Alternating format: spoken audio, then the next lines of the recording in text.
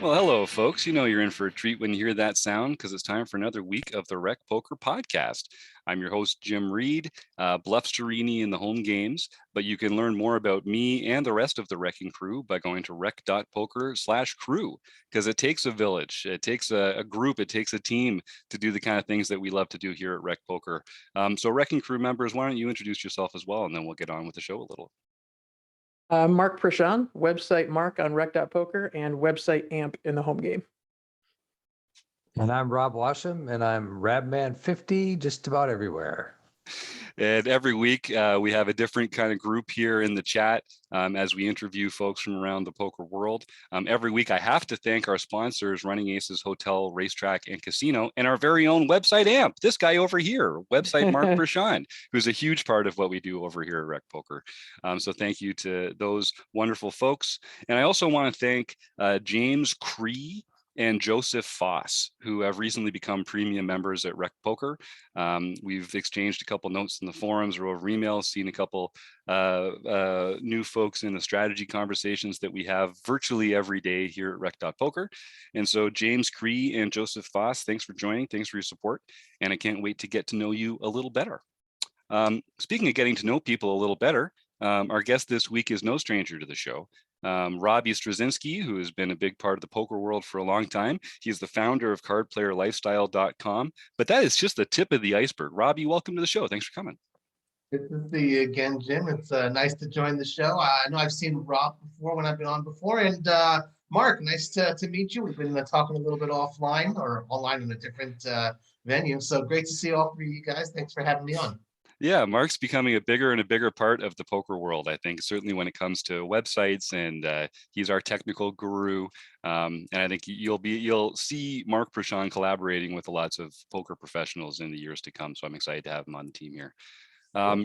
So Robbie, we talk every once in a while. You're so involved in so many different things in the poker world. Cardplayerlifestyle.com is a great blog. It's full of links to other great podcasts too, not just ours. Great strategy articles, deals for that sort of things, all sorts of great resources you can find there as well. For those that might not know you so well, how did that kind of start? And then we'll get into some of your more recent exploits afterwards. Fantastic. Well, like all you guys, and I imagine everyone watching, listening, I just love poker. Started out as a fan and just a home game player. I started when I was 8 years old. My dad taught me the game, loved it. So it's always been a lifelong love of mine. Way back in the day, late 2009, my buddy's like, "Hey, you know how to write? Hey, you know what's going on in the poker world. Let's start a site." Because he knew all the whole stuff about running a site. So I was like, okay, that's basically how the whole card player lifestyle journey began. It very much was just sort of a blog. I didn't know who I was writing for. Fast forward a couple of years, I learned a lot from my buddy Avi. Shout out to him, who helped me found the site. Learned who I was writing for, basically people like me. And slowly but surely saw the traffic going up, and this was always like a nights and weekends kind of like side gig, just something I enjoyed doing.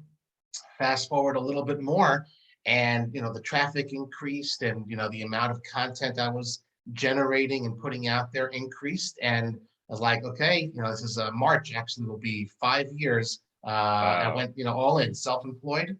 So March 2017. That was a very big day. Let's go all in. And ever since then, it's very much been a full-time pursuit. And that's my site. Like you said, it does a whole bunch of stuff: interviews, op-eds, strategy, all that kind of stuff.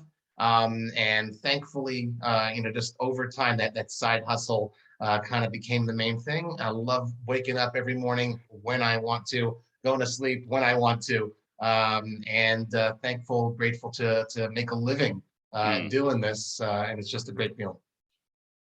Yeah, certainly anytime you can sort of turn a side hustle into something that's putting food on the table, you're in the elite company. You're kind of winning at life there. So that's a dream for a lot of our recreational poker player listeners as well, I think. And card player lifestyle, I mean, that's really, you just hit the nail on the head there, right? I mean, that is kind of amateur recreational players who love the game and who have to kind of make it fit in a rich, full life of other things, you know. So one thing that you've sort of kept championing since then is these fun games, home games, mixed games. I know is a big area of yours. In fact, let's talk about that a little bit. I know you had the Mixed Games Festival in Vegas over WSOP this year. How'd that go? And do you plan on doing something like that again? Yes, as many times as I possibly can. It's the kind of thing, you know, I always, I wondered every time I go to a poker room, you know, we don't have poker rooms. I'm in Israel, we don't have casinos here. So like for me to go and visit a poker room, I was like, oh my God, it's a drive of an hour and a half. La-di-da, what I would give for that. By me, it's you got to get on a plane to Right. go and visit a poker room.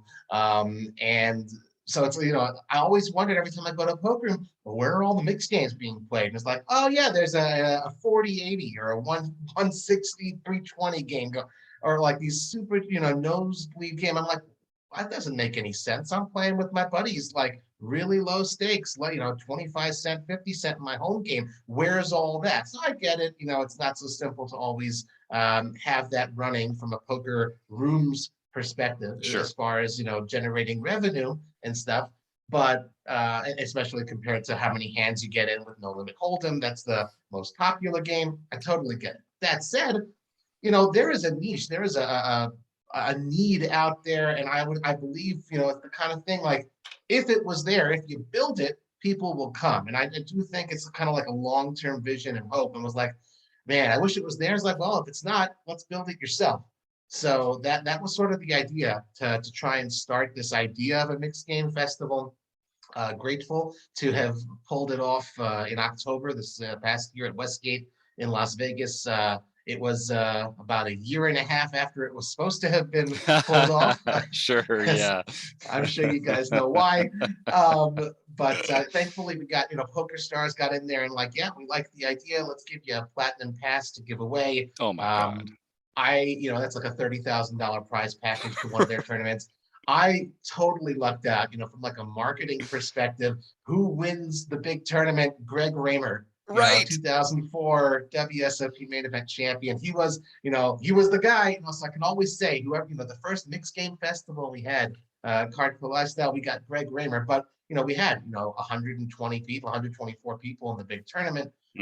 4 days of just dealer's choice cash games. You know, we had the Doogie, Badesi, Stud 8 or Better, Archie, Drama, Holland, you name it, we played it. And for low stakes, 4-8 the entire time. We had a table going, you know, 19 hours one day, 16 hours the next day, 3 tables going for 12 hours, you know, playing 4-8 mix. You don't really see that anymore. Maybe way back in the poker boom day of 2006, but not anymore. And I do believe, and I hope that is kind of like the first of many that I get to do. You know, if I lived in the States, it'd be easier, but you know, at least once, hopefully twice, maybe more a year. Doesn't always have to be in Las Vegas, you know, wherever, you know, whatever locale region wants one. And now I could say, hey, you know, we produced a lot of content, like a daily recap. We had a whole bunch of social media going. And our mutual friend, Chad McVean, you know, was, right? So he was there, you know, pushing it. So, and everyone just really had a good time. So that was great. And I could say, hey, this is what we're capable of doing, you know, Mr. So-and-so poker room manager in Ohio. Would you like this? So, you know, hopefully it's just the first of much more good mixed game festival stuff to come. And yeah, at the end of the day, I just sort of feel, why did I do it during the World Series or in general? It's like, not everyone's got $1,500 to play in a bracelet event, right? Or you know, playing the Colossus, but you don't want to, you know, go against 20,000 people. Let's just sit down for $100, $200 and have a great time for a few hours. And you know, we had free pizza twice a day, so that was really nice.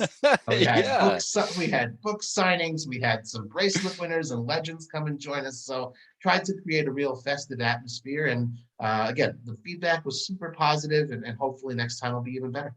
Yeah, and I think you totally did nail that festival, festive atmosphere. I think it was something that people really enjoyed sort of dropping in for. And Chad was having the time of his life down there. Oh my God. I missed it by a day. My days didn't line up. That's something I really regret, not getting a chance to meet up with you and Chad, and getting a taste of that when I was down there. But I'd say it was a huge hit. And yeah, kudos to PokerStars for kicking in that great prize. And of course, I know Chad wanted to win that one, but he found his way to a platinum pass somehow otherwise. So Right? life Yeah, it's just worked called out. that's called run good. Just good things happening to good people. Those Yeah, truly that's wonderful right. guy. You said it. Well, Rob and Mark, or if any of the members have any questions or anything, feel free to jump in or type in some chats here. I've got a couple others I want to get into. But so mixed games is something we're going to be doing a lot more at Rec Poker in 2022. We've talked about maybe starting like a monthly demo, getting more demonstrations about the different mixed games. We've got our monthly Player of the Year race with mixed games, and we play practice mixed games every Saturday night. What's drawn you to mixed games, and why do you find, what do you enjoy about it, and what makes it good for poker? Hold'em is boring. Yeah. And I don't Sure. mean it's not enjoyable. Yeah. It's enjoyable, but to a degree. And I don't know. I like a little bit of salt and pepper on the salad, just like, So again, like all poker is great. You put me at a poker table, I'll have a good time. But generally speaking, I mean, I'll tell you about my home game. I always say it's like one of the, Wild West kind of home games. It's every hand is a new game. Most folks, they play a full orbit, 8 hands or something like that. Every hand is a new game. And quite frankly, that just keeps us on our toes. True. You better be concentrating. You could be, have a great hand, but you're playing the wrong game. You're not going to win it. So it's just, honestly, it keeps the brain active. And, quite frankly, just again, the ambiance, at least the stakes that I play for, low stakes, when you're playing a home game, you're playing with your buddies for fun. Sure, it's nice to win. We're all playing to try and win. But at the end of the day, just why I enjoy playing so much is the social atmosphere. And you go to any poker room where you do happen to find a low stakes mixed game going, you're going to hear a lot of clicking of chips and, a lot of stares and stuff at the other tables. And then you can have a table of folks just having the time of their life, loud, usually, libations are involved, a good Yeah. spirit or two. And they can go for hours. So I love I don't know, there's just a lot of excitement surrounding a mixed game. And quite frankly, also, poker is not just Hold'em. You can have phenomenal no limit Hold'em players and that sort of a thing. But there are, you look at the Dealer's Choice that Adam Friedman won 3 years in a row, 20-game mix, and you just have to know how to play all these games. And to me, that's the true measure of a great poker player, is the ability to adapt and not just play against your opponents, but know all of the games and adjust accordingly. Maybe, this guy's great at 7-card stud. Okay, here I'll be tight. He's not so great as PLO 8. So that's where I'll be aggressive and that sort of a thing. So I don't know. I love it. I can't explain better than that, but I just kind of wish more people did. And I'm kind of like making it my life's mission to ensure as many people as possible get exposed to these games. Oh, that's great, Robbie. Yeah, I do hear a lot when people talk about it, just it being a more fun atmosphere at the table. And I do think you're onto something there as well about it being sort of like a better test of a man's mettle, playing against each Or other. women. Yeah. Oh, yes, of course. Sorry. Sure. But yeah, like as a competitor, one of the things that makes us good at poker is adapting to different circumstances and different, not having a rigid strategy that goes in. So yeah, kudos. Good for you. Mark, I see you unmuted there. What do you have a question here? Yeah, with regard to mixed games, I wanted to get your thoughts, Robbie. I actually just this week learned that down in Austin, Texas, they're tinkering with dealing out PLO double board bomb pots as a variant. So it's not every once an orbit or once an hour. That's the first I've heard of it actually being dealt as a game. I wonder what you would think of that. Very, very heavily bankrolled. That's what I would suggest is such a game. PLO is just known, a regular PLO right? Pot Live in Omaha is just known as a game with lots of variants, and that's quite frankly why it's the second most popular poker game. A lot of folks are switching out of Hold'em, and it's relatively easy. It's also a flop game. You just get 2 more cards, twice the action, that sort of a thing. And there's just a lot of swinginess. So you could have your opponent completely dominated, but there's still 40% to win the hand. You put a bomb pot in there where there's extra money in the pot to begin with, a second board, and just pile it in and see what happens. It's kind of like scratches that gambling itch a lot of people have. I kind of stay away. This is my Achilles heel in all those kind of big bet variance games. I'm a little nervous because you win one great pot and you're set for the rest of the session. But you got to be really careful. So I would say caveat emptor, approach with caution, but have fun. and Good for advice. Good advice. for some of our listeners that might not know what it means when it's a bomb pot, can you just explain how that changes the action or how that impacts the hand? Sure. Basically, before the hand begins, everyone agrees to place a set amount of money into the middle of the pot. So if it's a, I don't know, $25 bomb pot, you got 8 players at the table. So there's $200 extra in the middle before the hand even begins, plus you've got your regular blinds. So there's that much more of a competition. Oh, there's almost added value in here. Imagine how you would play a pot if there was 200 extra dollars there to win. So it certainly acts to change the action. And if you've got a good hand, a lot of folks just say, let's go for it. It's worth my while, and try to force people out. But then you have, after 2 people have called, you've got the 4th guy's like, well, no matter what, even if my cards are crap, I got 15% to win. Let's gamble. Right. So, so that happens. It certainly happens. Well, and we've talked about in the show before about how once antes are introduced, those pots are just a little more worth stealing. And so you can only imagine when you get, the equivalent of 100 antes in the middle before you even deal any cards out, that people are going to want to see some action on that. Rob, what's up with you? That's a crazy thing what you're saying there about an entire orbit's worth of, usually you get once per orbit or once per dealer change just to kind of mix things up a little bit. A PLO double board bomb pot, full orbit of it, really come well heeled, get people to invest in you who just, don't like money very much. I don't know. Yeah, I heard they're trying it. I don't know if it'll stick, but yeah. Sounds fun. All right, Rob, you unmuted there. Do you have a question? Oh, I was just going to make a comment, I guess. A lot of people that play Hold'em are kind of put off by mixed games, but they don't realize that if they learn those mixed games, they're going to learn some insight into their actual Hold'em games that they can bring back to their Hold'em games, concepts that don't even cross their mind while they're playing Hold'em, that become very important in the mixed games. So I think that's a interesting concept that a lot of people, I think, miss. Mm-hmm. Yeah, Robbie, do you have? Is there one? Because you obviously play all these different kinds of games. Are there certain ones that you feel like you've taken more lessons from than others, or are there ones that you found have sort of impacted your journey as a poker player more than others? Well, the lessons not necessarily, because I don't necessarily try to learn from the mixed games to improve at Hold'em. So Sure. I can't necessarily say that, but have impacted my game, my career, absolutely, because there are, just plainly speaking, fewer folks who do like the mixed games. So it's almost like it's a little sub niche within the poker community. You're kind of like almost guaranteed to get along with them a little bit more and develop those relationships further.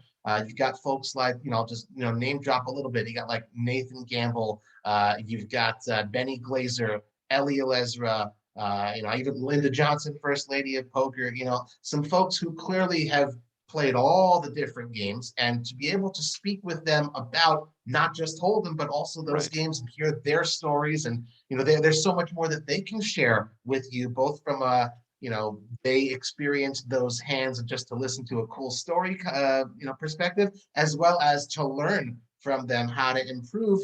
I found that I don't know if it opens doors necessarily, but you're almost kind of part of this extra small little special, community within the poker community. So it has impacted me in that way. And on a little bit more of a personal level, the group of folks with whom I play in my home games as well, which includes my dad's and some very good friends of mine, we realize it's difficult to just get someone else new to come to the game. So it really is the same people each and every week. I've been playing with them for years, and it's just something we really bond around. Again, a lot of folks say that about their No Limit Hold'em games that they have each week, but that thing that we have in common, we can talk about, oh, that crazy, Archie hand that we played. Oh, that horrible Archie. You're only just a few special people. So just a little bit of a long-winded answer, but just again, I hope you hear it. I hope you see it. I really am genuinely in love with all the mixed stuff. Oh, that's great. I could just see in your face while you're talking about it too, that's true. And, when we have a little more time, I'll get the story about one of those hands too, I think. But you're also very involved in sort of poker media, other podcasts, and I don't want to steer the conversation in any one direction or another, but what have you been working on recently? What other organizations are you participating with, and how exciting is that?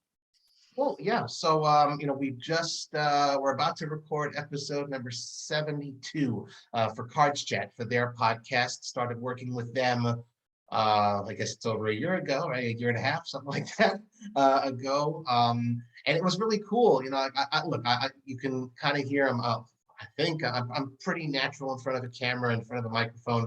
My wife loves reminding me how much I love talking and the sound of my own voice. And I love her very much. I do. But it's just a fun thing. I kind of got into this idea of like, oh, cool, podcasting. I just love doing it. I love networking with people, especially when you're sitting out here in Israel. It's an excuse each and every week to go ahead and, chew the fat with other folks in the poker community, such as yourselves. Sure. It's just fun. It's like I don't get to do this with every Tom, Dick, and Moshe here in the streets in Israel.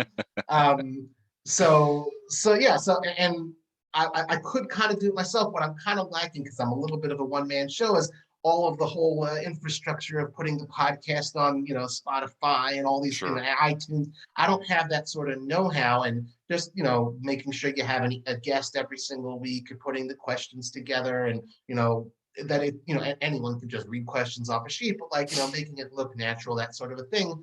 That takes enough of my time. So when they reached out to me saying, well, we've got all that other back end stuff, your responsibility would be find the guest, make sure you book the interviews, send it to us, and we'll take care of the rest.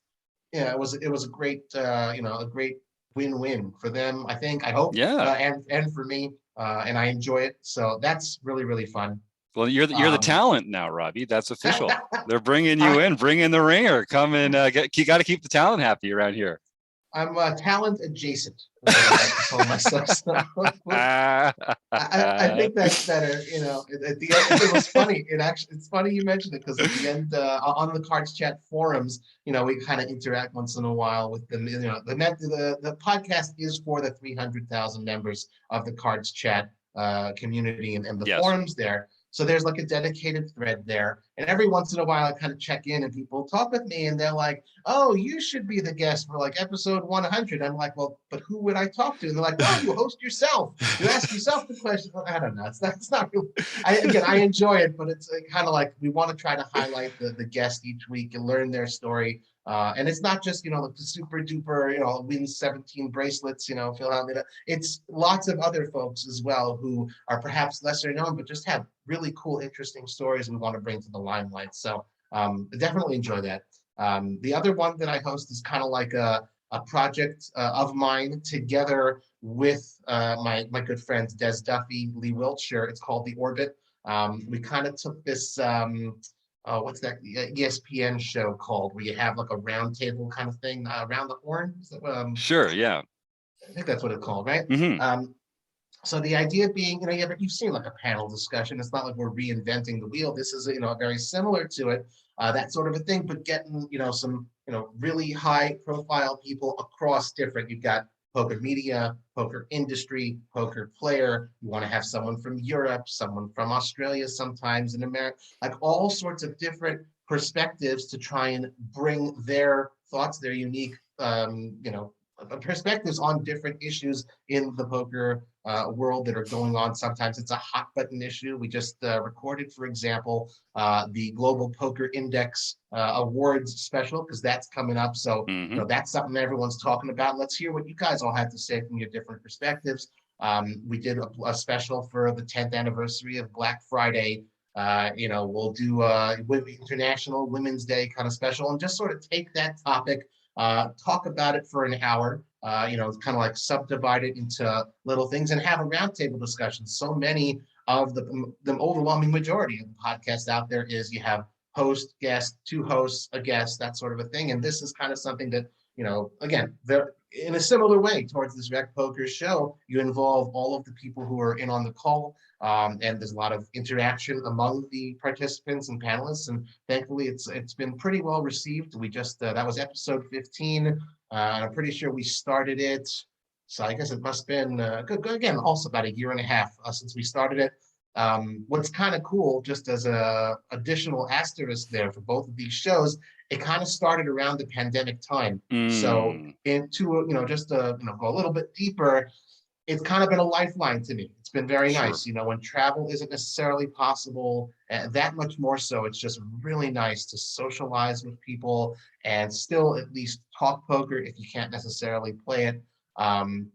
And when everyone else is kind of like sitting at home, nothing else to do. So it kind of brings some extra viewers and some extra listeners. So that's kind of nice too. No, that's great.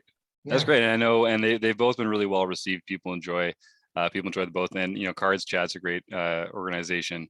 And they're trying to do a lot of the same stuff that we're doing here, which is sort of sharing this love of poker with recreational players, beginners to intermediates to killers, bringing people along their poker journey. So good for you. It seems like a good fit. I enjoy it. Yeah, nice, good. Well, and like we were saying before we started recording here, that's what you got to be doing with your life. You got to be doing stuff you enjoy, right? You got to find things that you're passionate about and make it your own. And if you're lucky enough to put some food on the table, so be it. So good for you, Robbie. That's fantastic. Thank you, Jim. Now now you need to get a guest host to come in for episode 100 and interview you. So we've got a couple. If you're in need, we've got a couple of guest interviewers around here at Rec Poker 2 that can step in and show you off to your best advantage. So I was thinking maybe we'll bring my wife in and she'll interview me when I'm bluffing or not. So now, did she play cards as well? Is that something that you have in common? No. No. She does not play cards. She understands the game enough and knows all the names and the buzzwords and that sort of thing, but no, did not really take to it. We play different sorts of card games. We enjoy gin, we enjoy spades, that kind of stuff. But poker is never something she really took to. No, you got to have that mix, right? Things you can enjoy together, and then those things that you get to enjoy separately. It sounds like you've got it all figured out. Yeah. Well, I'll let our panel ask any more questions before we let you go. We're coming up to the end of the time that we've put aside for you here. Where can people reach you? What's the best way for folks to get in touch with you, Robbie? If they're listening and they want to reach out and they want to get more involved with some of the things that you're doing, what's the best way for them to get in touch? Thanks. I appreciate it again, and just want to say to all three of you guys, thank you very much for having me on the show. I appreciate it. It's been a lot of fun, and I hope anyone who's listened or has watched has enjoyed it. You want to hear more of this ugly mug? That sort of thing. I kind of live on Twitter at Card Player Life. You can follow also the brand Poker Life Media. That's also on Twitter. If you want to email me, one of the things I will just say, how I started it, I did kind of everything myself, and over the years we have, adding more and more contributing writers. There's a lot of folks who are looking for a platform to get into the industry. You ever want to pitch some ideas? Robbie, ROBBIE at cardplayerlifestyle.com. Feel free to email me anytime. And, perhaps I'll see you guys again here on the Rec Poker Podcast someday. I will say, folks, you can also find this show, the timestamps, recaps, all that kind of good stuff. We do post it each and every week. So thank you guys very much for that partnership. I think, again, another win-win. And like you said, do what you enjoy and find those win-wins, and you just kind of enjoy life.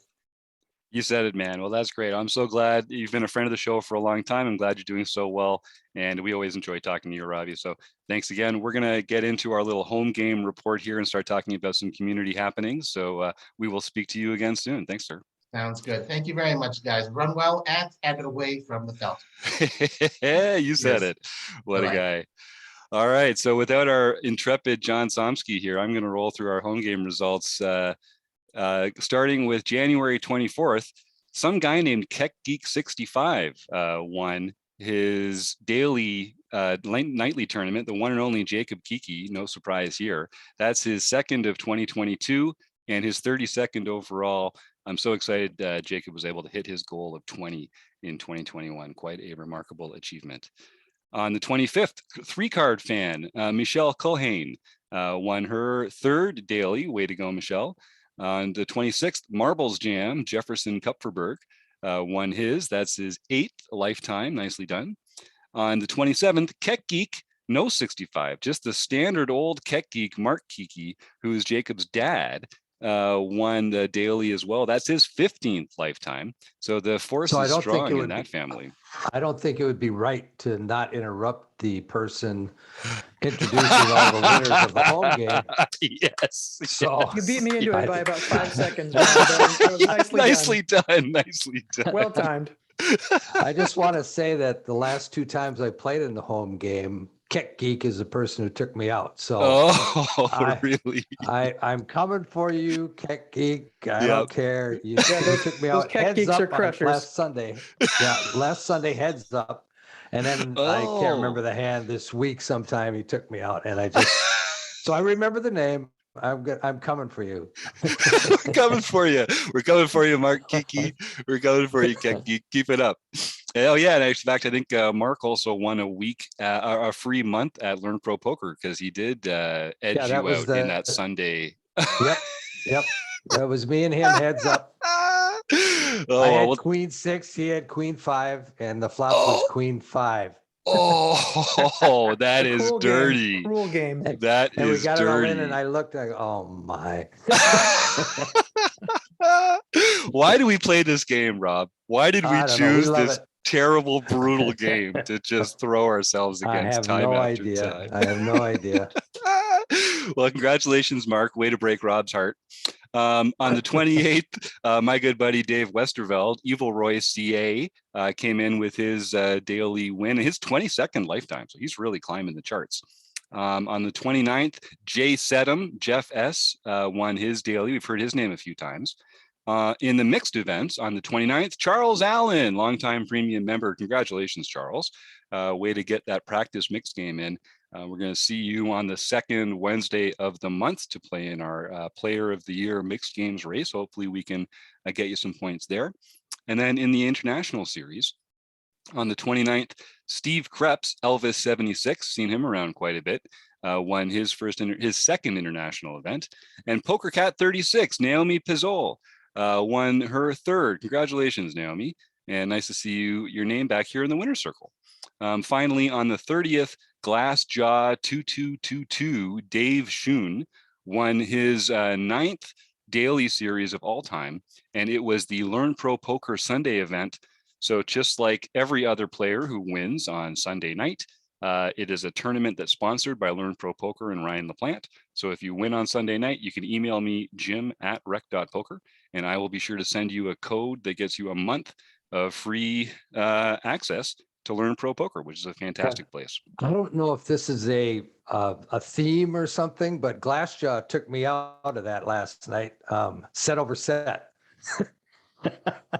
So I don't know. It seems like they have to take out me to win the Learn Pro Poker Sunday night. You personally, it must have something to do with that. I'm not sure. Can you take any solace in the fact that they went on to win at least? Well, of course. They put your chips to use anyway. I only lost to the champion. That's right. Right.